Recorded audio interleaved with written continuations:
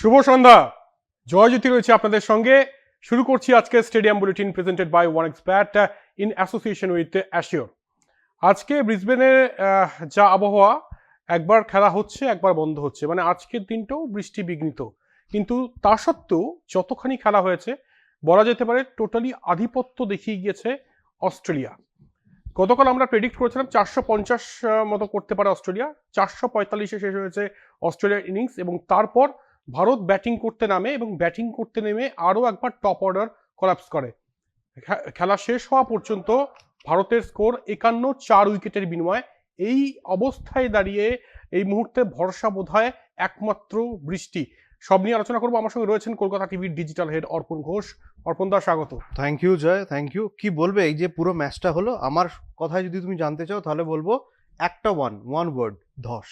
একেবারেই ধস। আর এখানে নতুন করে বলার কিছু নেই, অনেক আলোচনা পর্যালোচনা হচ্ছে। তবে যে জিনিসটা ক্রিকেটাররা নেটে করছে, প্র্যাকটিসে অনুশীলনে করছে, সেটা কিন্তু ম্যাচে করছে না, এবং সেটার ইমপ্লিমেন্টেশন হচ্ছে না বলেই একের পর এক উইকেট পতন হচ্ছে। এবং এটা নিয়ে অবশ্যই বিস্তারিত আলোচনা করব আজকে। আরও একবার বিরাট কোহলি যেভাবে আউট হলেন, মানে সেই এটা আলোচনা হচ্ছিল যে ব্রিসবেনে তার 17 রান নেই, বাকি সবকটা ভেন্যুতে তার 17 রান রয়েছে। ব্রিসবেনে একটা স্পেশাল ইনিংস বিরাট কোহলি খেলতে পারেন, এরকম সম্ভাবনা রয়েছে। এবং আমরাও আশা করছিলাম যে ব্যর্থ হলেও এটা অবশ্যই বিরাট কোহলি সেখান থেকে কোপ আপ করবে। তবে আজকে আবারও সেম সিনারিও। দেখো, প্রথমত হচ্ছে আমরা ভারতীয়, আর দ্বিতীয়ত হচ্ছে আমরা বাঙালি।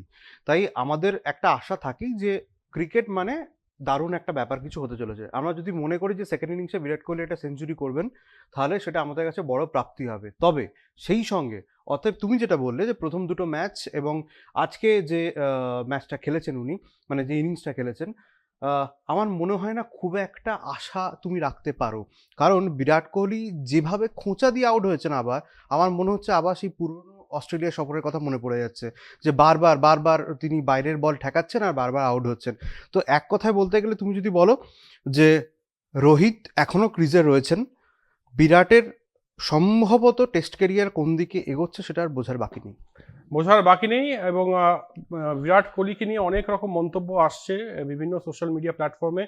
বিরাট কোহলি কে নিয়ে এর আগের দিন আমরা বলছিলাম যে আবারও তো সেই একই রকম ডেলিভারি করবে, হ্যাজেলউড হোক বা স্টার্ক হোক, সেই 5th 6th স্ট্যাম্পে বল করবে, এবং সেক্ষেত্রে বিরাট কোহলিকে সেই ফাঁদি ট্র্যাপড করার চেষ্টা করবে। এবং সেই একই ভঙ্গিতে কিন্তু আজকে বিরাট কোহলি আউট হলেন। এবং খুব দুর্ভাগ্যজনক, যেখানে তিনি স্পেশাল নেট সেশন করেছেন, এবং বলা হচ্ছিল যে তিনি হয়তো একদম টোটালি হোমওয়ার্ক করে নামবেন না এই ব্রিসবেনে ব্যাটিং করার আগে। তবে হোমওয়ার্ক করে নেমেছেন ঠিকই, কিন্তু সেই ইমপ্লিমেন্টেশনটা কিন্তু আজকেও মিসিং।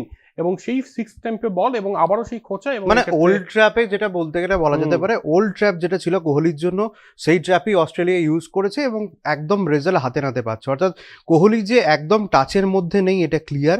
এবং দ্বিতীয়ত হচ্ছে পুরনো যে অভ্যেসটা রয়েছে, যে খোঁচা দেওয়ার অভ্যেসটা রয়েছে, সেটাও কিন্তু একই রকমভাবে রয়ে গিয়েছে, সেটার কোনো পরিবর্তন হয়নি। অর্থাৎ তুমি খুব একটা ভালো ইম্পর্টেন্ট কথা বলে, সেটা হচ্ছে যে নেটে যে কাজটা করা হচ্ছিল, বিরাট কোহলিকে বারবার দেখা গেছে যে ভিজুয়াল আমাদের দেখতে পেয়েছি যে বাইরের বল উনি ছাড়ছেন, কিন্তু ম্যাচে দেখা যাচ্ছে সেই আবার 5th এবং 6th স্ট্যাম্পের বল এবং বারবার করে খোঁচা দিয়ে আউট। তো বিরাট কোহলিকে কিন্তু এবার বোধহয় তিনি কিং কোহলি, এটা নিয়ে কোনো ডাউট নেই। তবে সব কিছুরই একটা শেষ বলে আছে, তো এখনই শেষ বলছি না। ওই যে প্রথমেই বললাম, আমরা ভারতীয়, আমরা বাঙালি, আশা রাখবো যে বিরাট কোহলি আবারও তিনি সেঞ্চুরি করবেন। হয়তো সেকেন্ড ইনিংসে আরও দুটো টেস্ট ম্যাচ রয়েছে, সেখানে হয়তো তিনি ফর্মে ফিরবেন। কিন্তু তার আগেও বলতে হয় যে কোহলি এবার বোধহয় নিজেকে নিয়ে ভাবার একটু সময় এসেছে। সুনীল গাভাস্কর একটা কথা বলেছেন দুদিন আগেই, আজকেও সেটা বলতে শুনলাম, যে সচিন টেন্ডুলকার 2004 সালে এই অস্ট্রেলিয়া সফরে রান পাচ্ছিলেন না, এবং তারপর তিনি যেটা করেছিলেন যে কভারে আর একটা শটও খেলেননি, এবং সেই অমর 241 যত ইনিংস রয়েছে টেস্ট ক্রিকেটের সেরা ইনিংস, তার মধ্যে অবশ্যই সিডনি ক্রিকেট গ্রাউন্ডে সচিন টেন্ডুলকারের 241টা থাকবে। তার কারণ তিনি যে সমস্যায় পড়ছিলেন, যে অফসাইডে খেলতে গিয়ে যে সমস্যায় পড়ছিলেন, সেই সমস্যা থেকে নিজেকে সরিয়ে আনার জন্য অফসাইডটাই একেবারে ব্রাত্য করে দিয়েছিলেন সচিন টেন্ডুলকার। টোটালি অনসাইডের উপর ডিপেন্ড করে 241। এই জন্যই বোধহয় সচিন একটা অন্য লেভেল, মানে একদমই তাই। আমি তোমার কথার সঙ্গে এগ্রি করে বলছি জয়, সেটা হচ্ছে এই যে ভুলে গিয়েছিলেন, ব্রাত্য করে দিয়েছিলেন, পুরো বিষয়টা মাথা থেকে আউট করে দিয়েছিলেন। কোহলি কিন্তু নেট প্র্যাকটিসে সেটাই করেছিলেন, কিন্তু ম্যাচে ইমপ্লিমেন্টেশন হচ্ছে না কেন? কোথাও কি টিম ম্যানেজমেন্ট, কোথাও কি মনোবিদের প্রয়োজনটা খুব দরকার হয়ে পড়েছে? এই প্রশ্নটা কিন্তু বারবার উঠছে। তবে আমি পিসিআর থেকে আমাকে বলছেন যে গৌতম দা আমাদের সঙ্গে রয়েছেন। গৌতম দা আজকে নেই এখানে, একটু বাইরে রয়েছেন। তিনি আমাদের সঙ্গে লাইভে যোগ দিয়েছেন। গৌতম ভট্টাচার্য, জয়। প্রথমে একদম। গৌতম দাকে প্রশ্নটা তুমি করো।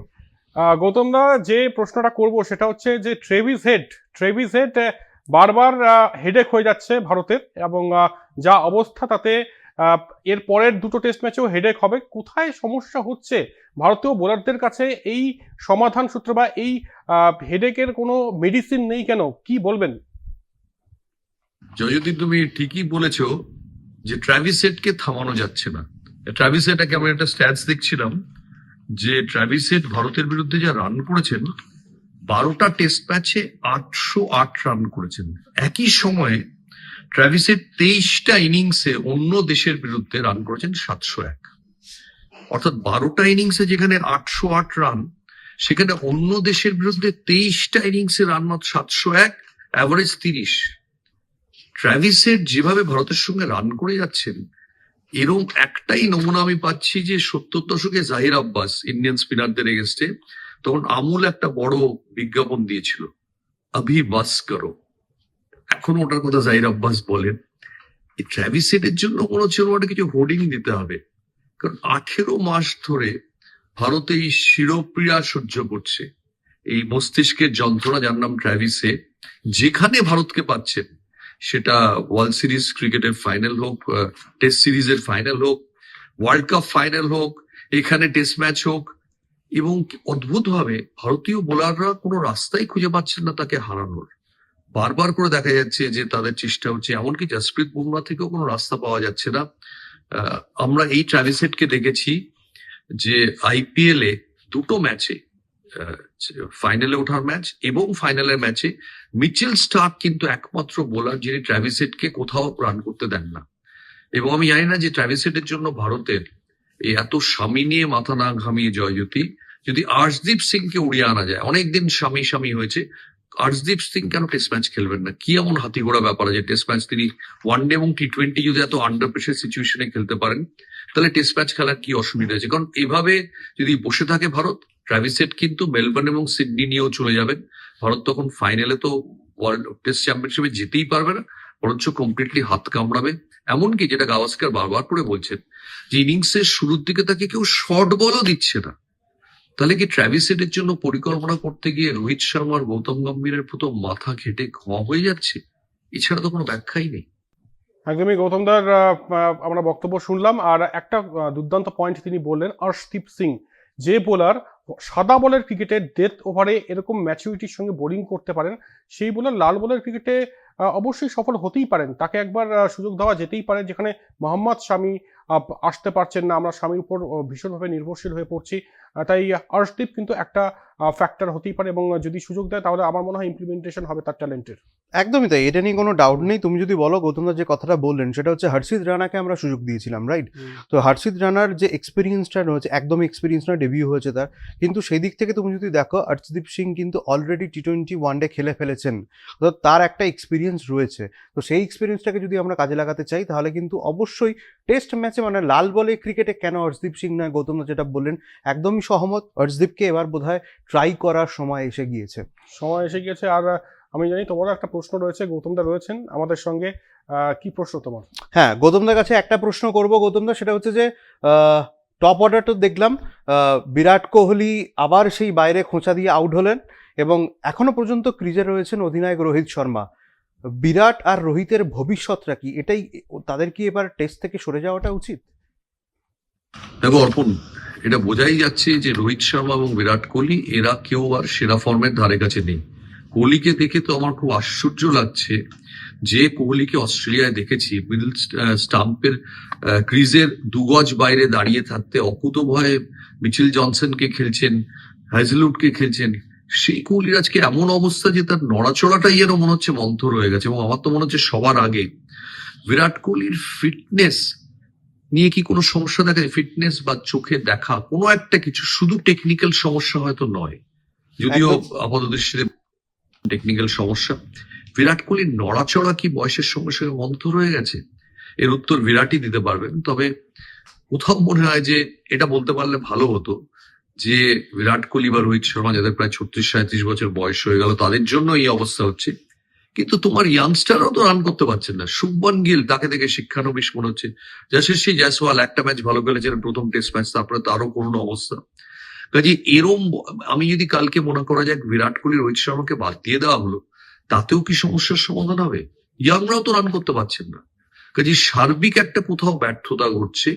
এবং আমি বলবো যে এই যে আমরা আইপিএল এ এত বেশি গুরুত্ব দিই আইপিএল কে, চেতেশ্বর পূজারা দল পেলেন না আইপিএল এ, আজিঙ্কে রাহানে শেষ ধাপে তাকে নেওয়া হলো।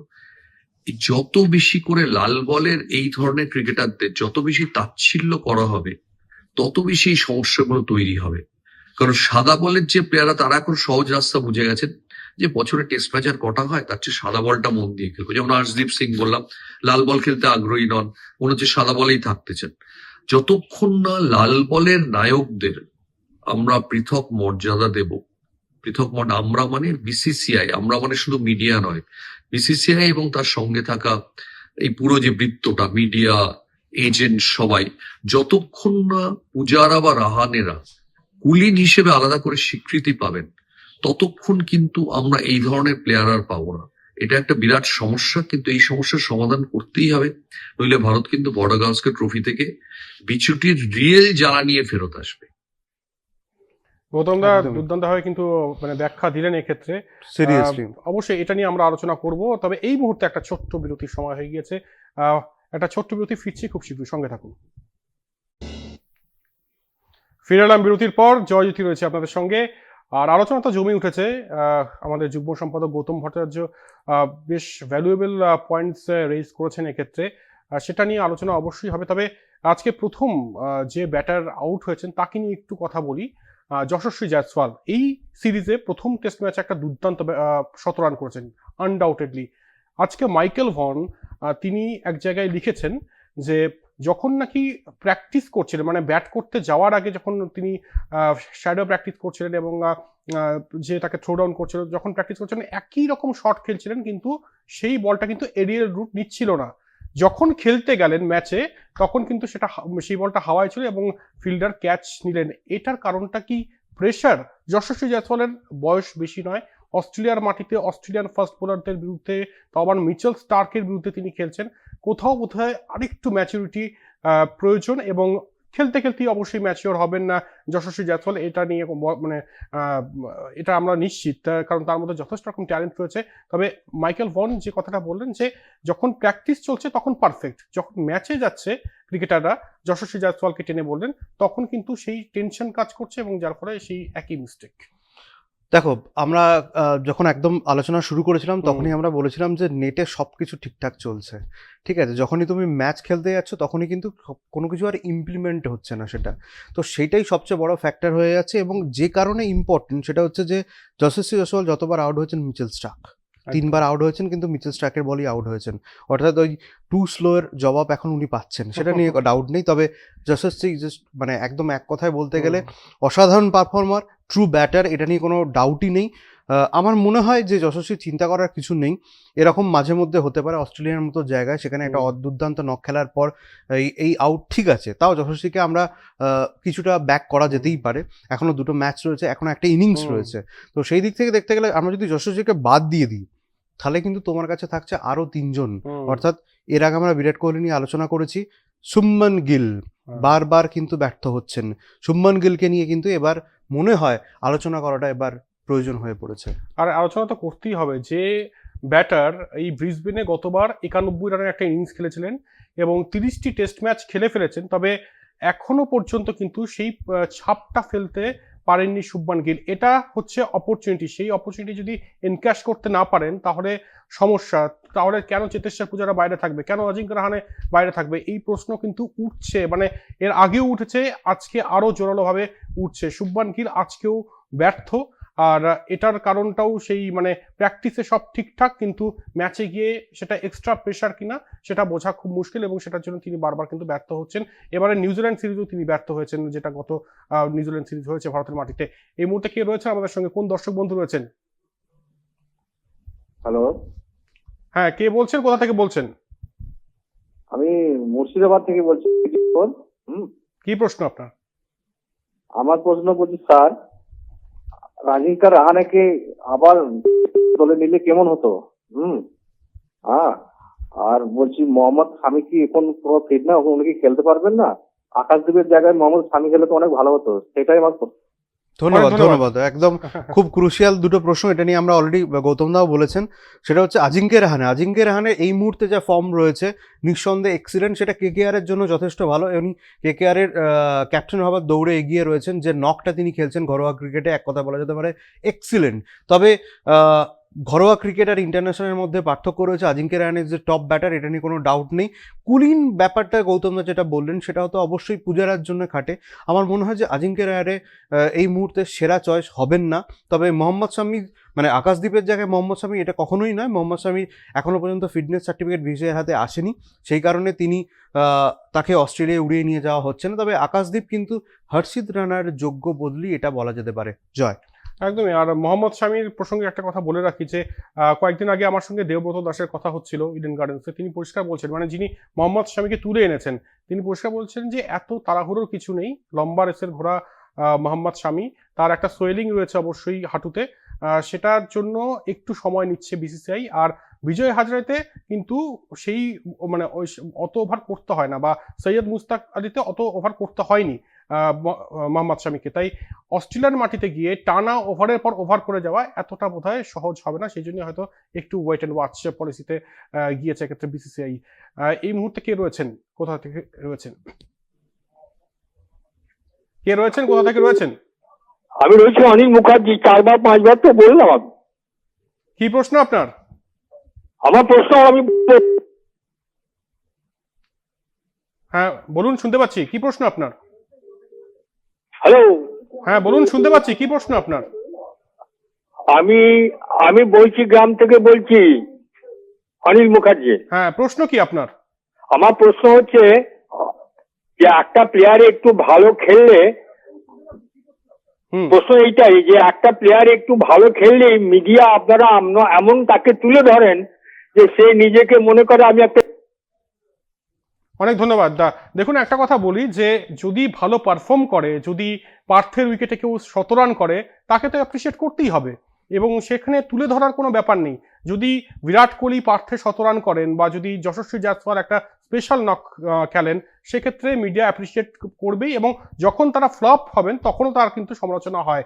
তাই একটু ধৈর্য ভারতীয় ক্রিকেট অনুরাগীদেরও রাখতে হবে, এবং সেই তুমি টেম্পারমেন্টটা। এই টেম্পারমেন্টের জন্য তুমি প্রশ্নটা করলেন, সেটা ভেবে দেখো যে মানে এই যে বিজিটি জ্বালা হচ্ছে আমাদের, মানে বর্ডার গাভাস্কার ট্রফি হচ্ছে, সেখানে মানুষ কতটা জড়িয়ে রয়েছে, এক একটা ইনিংসে সবাই ইনভলভ হয়ে যাচ্ছেন। মানে কি রকম একটা প্রেশার ম্যাচ, সেই প্রেশার ম্যাচে ক্রিকেটারদেরও কিন্তু মাথা ঠান্ডা রেখে এগোতে হবে। উনি যেটা বললেন সেটাই খুব গুরুত্বপূর্ণ। আর এটা অবশ্যই যে প্রত্যেকে যে রেগে আছেন, সেটার কারণ অবশ্যই রয়েছে, কারণ বিরাট কোহলি, রোহিত শর্মা এটা কিন্তু এক্সপেকটেশন বিল্ড আপ করেছেন, এবং সেই এক্সপেকটেশন এতটাই বিল্ড আপ তারা করেছেন যে তারা ফ্লপ হলে আমরা কথা বলবো। এবং রোহিত শর্মা কথা যদি বলি, তাহলে বিগত বেশ কিছু, মানে 12টা ইনিংসের মধ্যে একটা অর্ধশতরান এরকম যদি পারফরমেন্স হয়, বিরাট কোহলির এই একটা শতরান বাদ দিলে সেরকম পারফরমেন্স নেই। মানে এই সিরিজে যদি একটা শতরান বাদ দিই, তো অবশ্যই সমালোচনা আসবে, এবং রাগ হবেন ক্রিকেট অনুরাগীরা, সেটার এটাই স্বাভাবিক, এটাই স্বাভাবিক। তবে আমরা যেমন মিডিয়া সংবাদ মাধ্যমে যদি বলা হয়, তাহলে আমরা যেমন ভালো খেললে তার অ্যাপ্রিসিয়েশন করি, আর খারাপ খেললে ব্যর্থ হলেও কিন্তু আমরা সমালোচনা করতে ছাড়ি না। এই মুহূর্তে একজন দর্শক বন্ধু রয়েছেন। কি প্রশ্ন আপনার? নমস্কার। নমস্কার। আমার প্রশ্ন হচ্ছে, এখন ভারতীয় দলের যা অবস্থা, ওপেনিং স্লট যে আছে তার যদি একটু পরিবর্তন করা যায়, রোহিত শর্মাকে পুনরায় যদি ওপেনিং এ আনা হয়, এবং আর বিরাট কোহলিকে, আর আপনার এই যারা আছে এখন যারা ওপেনার আছে তাদেরকে যদি 3 বা 4 দেওয়া হয়, KL রাহুলকে, এনাকে, তো মনে হয় যেন কিছুটা হতে পারে ভালো। অনেক ধন্যবাদ আপনাকে অঞ্জন বাবু। একটা কথা বলি, KL রাহুল যিনি ব্যাটিং করছেন, তিনি কিন্তু দুর্দান্ত এই মুহূর্তে ব্যাটিং করছেন, এবং যে টেকনিক্যাল স্কিলগুলো, মানে ডিফারেন্ট স্কিল সেট প্রয়োজন অস্ট্রেলিয়ার মাটিতে রান করার জন্য, সেই স্কিলগুলো কিন্তু KL রাহুলের রয়েছে। শরীরের কাছ থেকে খেলছেন, এবং যেগুলো 5-6 স্ট্যাম্পে বল সেগুলো খেলছেন না, যতটুকু রিস্ক নেওয়া প্রয়োজন সেই রিস্কটা নিচ্ছেন এবং যে বলটা মানে যে লেংথটা তিনি পিক করতে পারবেন সেটা খেলছেন। তাই কে এল রাহুল নিয়ে আমার মনে হয় না কোনো সমস্যা রয়েছে। এবং মনে করে দেখবেন যে এর আগে যেটায় তিনি ৭৭ রান করেছিলেন সেখানে ১৭৭ বল খেলেছেন। তাই তাকে বোধহয় ওপেনিং স্লট থেকে সরানোটা ভুল হতো। এবং আজকের যে ইনিংসটা তিনি খেলেন এই এত ব্যর্থতার মাঝেও কে এল রাহুল কিন্তু উজ্জ্বল। আশা রাখবো আগামীকাল সেই ধারাটা চলতে থাকবে কে এল রাহুলের ব্যাট থেকে। আর অপরদিকে যশস্বী জয়সওয়াল ওপেন করছেন, তিনি এই সিরিজে একটা ১৬১ করেছেন। অবশ্যই তাকে আরেকটু সুযোগ দিন এবং তারপর যদি না হয় তখন অবশ্যই ভাবা যাবে। তবে এই মুহূর্তে দাঁড়িয়ে অবশ্যই অ্যাসিড টেস্ট রোহিত শর্মার জন্য। ক্যাপ্টেন্সি নিয়ে সমালোচনা চলছে অবশ্যই, একই সঙ্গে তার ব্যাটেও রান নেই। আগামীকাল ব্রিসবেনে রোহিতের ব্যাট কি কথা বলবে? দেখো, রোহিতের ব্যাট কথা বলা উচিত। আমরা আগেও বলেছিলাম, আগের দিন আমরা গতকালই বলেছিলাম যে রোহিত শর্মা বিসিসিআইকে জানিয়েছে এত চিন্তা করার কিছু নেই, তারা কাম ব্যাক করবেন। অর্থাৎ এক কথায় বলা যেতে পারে যে রোহিত শর্মা কিন্তু প্রিপেয়ার রয়েছেন। তবে এক্ষুনি আশাহত হওয়ার কিছু নেই। আমরা বিরাট কোহলির ইনিংস থেকে সত্যি আশাহত হয়েছি, তবে আমার মনে হয় যে রোহিত শর্মার প্রতি একটু ভরসা রাখা দরকার। তবে কোথাও গিয়ে যে আমার কেন জানি না মনে হচ্ছে যে সরফরাজ খানের নামটা বোধহয় কোথাও একটু ভাসছে এবার। ঠিক আছে, কার রিপ্লেসমেন্ট হবে সেটা আমি বলতে পারবো না এই মুহূর্তে, তবে সরফরাজ খানের নামটা ভাসছে। তিনি দেশের মাটিতে যথেষ্ট ভালো পারফর্ম করেছেন, যদিও সব ম্যাচে সবাই খেলবে এমনটা নয়, ব্যাট পিচ থাকতেই পারে। তবে সরফরাজ খানের নামটা উঠছে এবং অবশ্যই উঠবে অবশ্যই ভবিষ্যতে। সরফরাজ খানের নাম উঠবে। তার কারণ হচ্ছে যারা রয়েছেন এই মুহূর্তে তারা যদি ব্যর্থ হন তাহলে নামটা উঠবে। তবে নীতিশ কুমার রেড্ডি যার বদলে তিনি খেলছেন তিনি এক্সিলেন্ট। কিন্তু ভালো খেলছেন। তাই নীতিশ কুমারকেও আমরা অ্যাপ্রিসিয়েট করছি বারবার। একটা কথা বলছি, আমরা কুইজে যাব খুব শীঘ্রই, তবে সঞ্জয় মঞ্জরেকর একটা কথা বলেছেন, সেটা একটু না বললেই নয়। Why major technical issues have remained unresolved for so long with certain Indian batters. একদম নিশানা করছেন কোচদের, মানে ওখানে কি করছেন Abhishek Nayar assistant coach, batting coach যিনি গৌতম গম্ভীর কি করছেন। তাই পরিষ্কার এই প্রশ্নটা একদম স্বাভাবিক। তিনি হয়তো ভারতের দর্শকদের অন বিহাফ সঞ্জয় মঞ্জরেকর কোশ্চেনটা করেছেন এবং এটার উত্তর ভারতীয় ব্যাটারদের দিতে হবে। তবে এই মুহূর্তে আরো একবার চলে যাচ্ছে সেই কুইজে। গতকাল আমরা প্রশ্ন করেছিলাম, সেটার যার উপহারটা দিচ্ছে অ্যাসিওর, অবশ্যই এই অসাধারণ সুন্দর সুন্দর আকর্ষণীয় গিফট আপনাদের দিচ্ছে। গতকালের উত্তরটা কি ছিল আমি তাহলে বলে দেবো কি? একদম গতকালের উত্তর ছিল সেলিম দুরানি, এবং প্রচুর মানুষ উত্তর দিয়েছেন এবং আমরা তাদের সবাইকে নিয়ে লটারি করেছি। লটারিতে কে উইন হয়েছে জয়, তুমি বলো। বুধাদিত্য মুখোপাধ্যায় কলকাতার, তিনি লটারিতে বিজয়ী। অনেক অভিনন্দন আপনাকে। আর মানে অত্যন্ত ডিটেইলিং এ তিনি উত্তরটা দিয়েছেন, আর অবশ্যই অভিনন্দন আমাদের তরফ থেকে। তবে আজকের কি প্রশ্নটা হবে সেটা কি গৌতম দার থেকে জানাটা বেটার? আমার মনে হয় গৌতম দা বাইরে রয়েছেন অলরেডি। গৌতম দা আমাদের সঙ্গে ছিলেন লাইভে। আমি আরেকবার বলবো যে গৌতম দাকে কানেক্ট করার জন্য। গৌতম দা, আজকের প্রশ্নটা যদি আপনি দর্শকদের জন্য করেন তাহলে খুব ভালো হয়। আজকের কুইজটা ফুটবল রসিকদের জন্য, স্পেশালি যারা 70 দশকে ফুটবলটা একেবারে পাগলের মতো গিলতেন তাদের জন্য। যারা এখনকার ছেলেরা, এখনকার ছেলেমেয়েরা যারা স্টেডিয়াম বুলেটিন ফলো করে, আমরা এই প্রশ্নটা তাদের পক্ষে একটু কঠিন হবে। কিন্তু ওই যে বললাম, যারা একটু বেশি বয়স্ক, মিডল এজড, আমাদের মতো বয়সী, তাদের হয়তো সহজ হতেও পারে। শ্যাম থাপার একটা বিখ্যাত বাইসাইকেল কিকে গোলের কথা সবাই জানেন।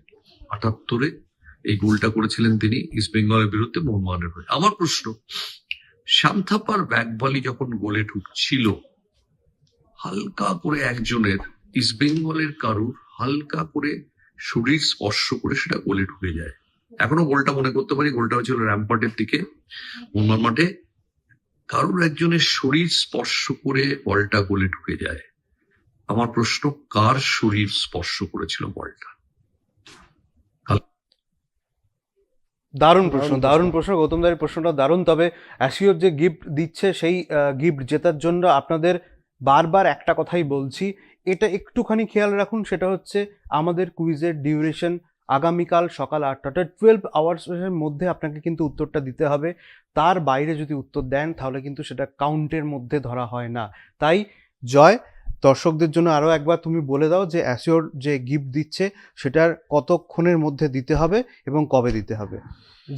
যারা ইতিমধ্যে কোশ্চেনটা কিন্তু আপনারা শুনে নিয়েছেন এবং সেটার উত্তর আপনারা দিন। এবং সব ধরনের প্ল্যাটফর্ম রয়েছে, আমাদের স্টেডিয়াম বুলেটিনে, সেখানে গিয়ে উত্তরটা দিন। আর কাল সকাল 8টার আগে উত্তরটা অবশ্যই দেবেন, এইটুকু আশা রাখি।